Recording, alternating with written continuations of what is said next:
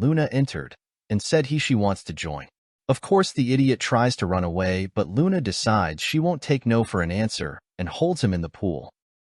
During another expedition in the monster forest of the other world, Yuya sees a giant, ugly, fat pig beating up a cute little puppy.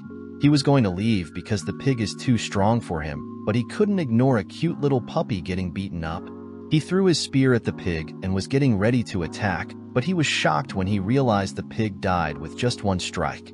He heals the dog and decides to adopt him and name him Knight because his fur is jet black. Yuya decides to go into the forest and kill monsters so he can level up his skills. While walking through the forest, he finds a giant crystal deer. He tried to hide, but the deer could see him even though he was invisible. Knight attacks the deer, however the deer stops his attack easily. The deer charges up a Kamehameha and shoots it at Yuya, but he dodges the attack. The deer then shoots a bunch of ice and fire attacks at Yuya, but Knight manages to injure the deer then, which allows Yuya to kill the deer with his spear. Yuya gets a bunch of rewards from the deer, such as a mini pool, which will be very useful in the future when he's hanging out with a girl. He continues to go deeper into the forest where he finds a cave with a book. The book is the Journal of the Sage, the first owner of Yuya's cottage. The sage was very skilled and was asked to become a god, but chose to stay human instead. The book advises Yuya to make friends who won't be scared of him no matter how powerful he gets. In response to Yuya's desires, the book grants him the sage's magical power and teaches both Yuya and Knight everything about using magic. Yuya returns home where he continues to read the journal and learn how to use magic by creating water balls and shooting it at a tree. Eventually, Yuya was able to create teleportation magic, which allows him to teleport to any place that he has been to before. While continuing to explore the forest to sharpen his skills, Yuya finds the next addition to his harem. He sees a group of goblins trying to clap a girl in the forest. Yuya tries to save her, but Knight tries to stop him. However, the girl started to fight back against the goblins. A group of them tried to attack her, and she blocked their attack, but then another goblin kicked her into a tree. The goblins started to celebrate because they were finally going to get some cheeks, but Yuya and Knight steps in and kills all the goblins easily. They get surrounded by a whole army of goblins, but Yuya pulls out his whip and kills all of them instantly with one strike. Yuya decides to bring her home, but Knight starts barking at him. The girl wakes up and Yuya gives her his juice to heal all her injuries. She told Yuya that her name is Luna and she was training when she got attacked by goblins. She told Yuya she was feeling dirty, so he gave her his pool so she can take a bath. They started talking and she asked Yuya to train with her. Yuya says yes and she gets excited and jumps out of the pool to thank Yuya, but instead of enjoying the view, the idiot looks away. She told him it's okay and Yuya can penetrate her peach with his lollipop since they are going to work together, but Yuya says it's a bad idea. I think this guy might be gay. They entered the forest and started training together and helped each other grow their skill. They trained for a few days when Yuya told her he had to leave for a while to go on a school trip. To celebrate their last day together, they decide to take a bath.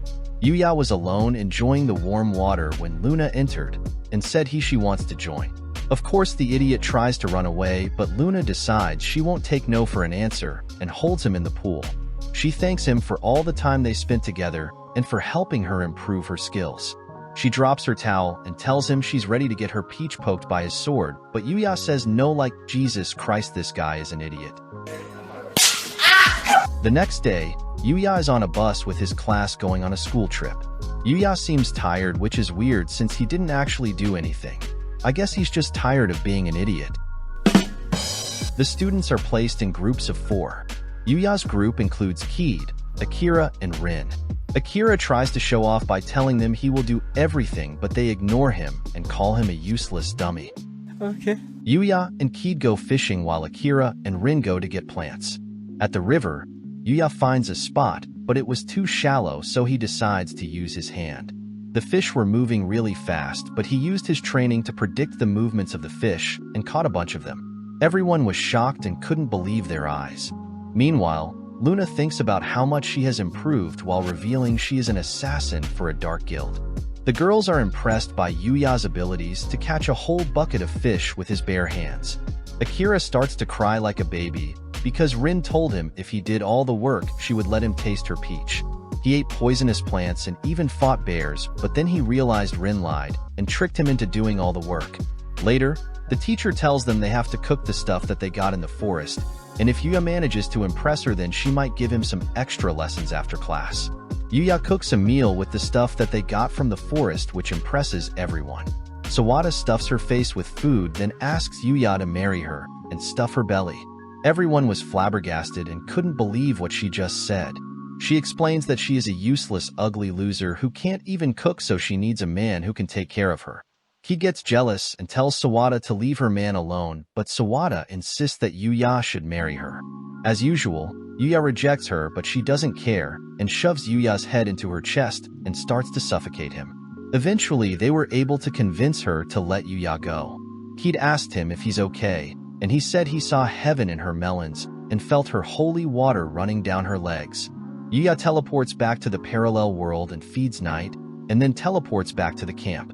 In the changing room, Yuya attracts everyone's attention with his perfect body and abs and immediately gets embarrassed. Even Akira started simping and told Yuya to leave some girls for the rest of them. Meanwhile, we finally start to get some fan service. Rin starts to play with Keed basketballs while telling her she must be careful with those weapons of mass destruction.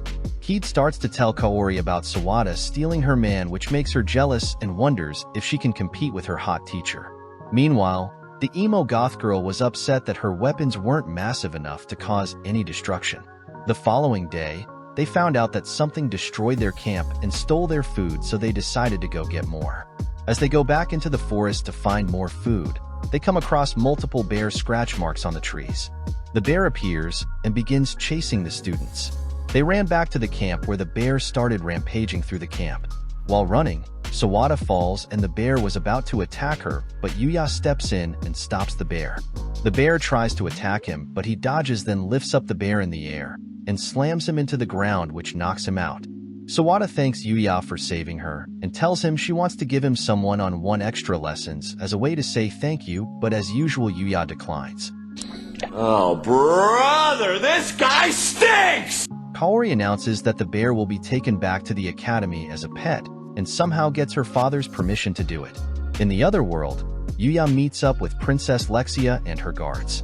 Yuya prepares to join Lexia on her carriage to the palace, and a giant tree falls and almost kills Lexia, but Yuya manages to cut it in half.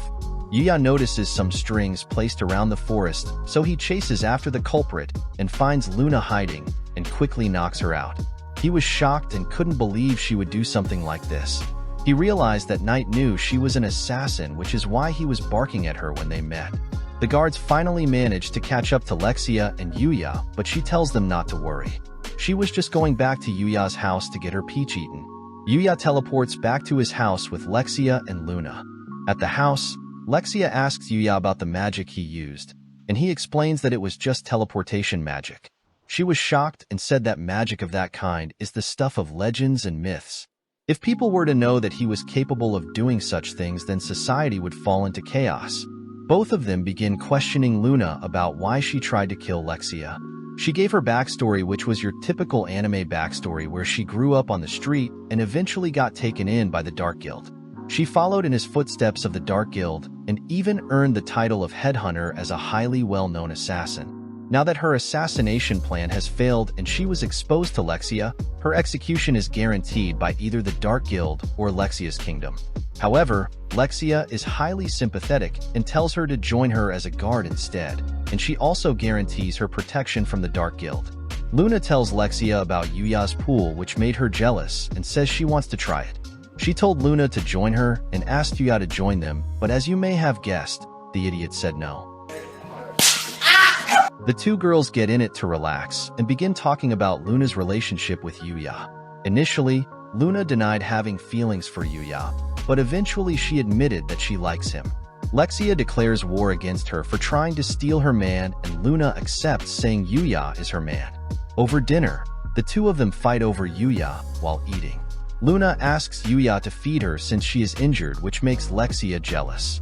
He also feeds Lexia to make her happy. The following day, they return to Owen and the other guards struggling to survive in the dark forest. Lexia accidentally reveals that Luna is the assassin, which makes the guards stick her up. Lexia tries to convince the guards to let her go, but they were hesitant and denied her request. They eventually give in to Lexia's demand and release her. Yuya tells them that they wasted too much time, and now he can't visit the palace to meet the king. They decide to leave without Yuya, but Luna turns back and gives Yuya a kiss on the cheek to mark her territory. Yuya and Knight get in an open-air bath to relax and find themselves with another weird creature called Moju. He found out the creature had a recovery skill, so he adopts it and names it Akatsuki because its fur is the color of dawn. He goes back to school where his hot teacher announces a football game competition. Rin's team was losing, so she told Keed to jump up and down. All the boys were distracted and stopped playing. Rin starts to play with keyed weapons of mass distraction, which makes the boys even more shocked. While they were distracted, Akira takes the ball and goes after the goal. He shoots after the goal, but Yuya easily catches it.